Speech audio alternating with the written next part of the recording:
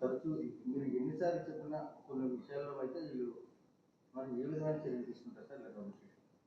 ఇప్పుడు 1 జూలై నేను చార్జ్ తీసుకున్నాను విశాఖపట్నం నగర్ కమిషనర్ పోలీస్గా. ఆ రోజు నుండి నేను ప్రతి పోలీస్ ఆఫీసర్కి చెప్తున్నాను, మన నగరంలో రౌడీ షీటర్ జైలు బయట తిరగడానికి లేదు. రెండే మార్గాలు ఉన్నాయి. ఒకటి, రౌడీ షీటర్స్ అందరూ జైలు లోపల ఉండాలి, లేకపోతే జిల్లా బయట ఉండాలి. లేకపోతే వాళ్ళు ఇష్టం ఉంటే పాడిపోవచ్చు కూడా, కానీ బహిరంగంగా తిరగడానికి వీల్లేదు. అందుకే రౌడీ షీటర్స్ అందరి మీద ప్రివెంటివ్ డిటెన్షన్ ప్రపోజల్ పెట్టి లోపలికి పంపిస్తున్నాం. వాళ్ళు ఏదైనా ఆఫెన్స్ చేస్తే అరెస్ట్ చేసి జైలు పంపిస్తున్నాం. రౌడీస్ అందరూ ఈ జిల్లా వదిలేసి పారిపోవాలి, జిల్లాలో మాత్రం ఉండడానికి వీల్లేదు.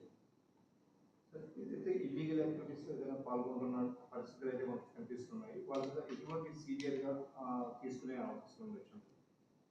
రౌడీస్ ఎవరైనా చిన్న తప్పు చేసినా మేము కేసు కట్టి అరెస్ట్ చేసి జైలు పంపిస్తాం.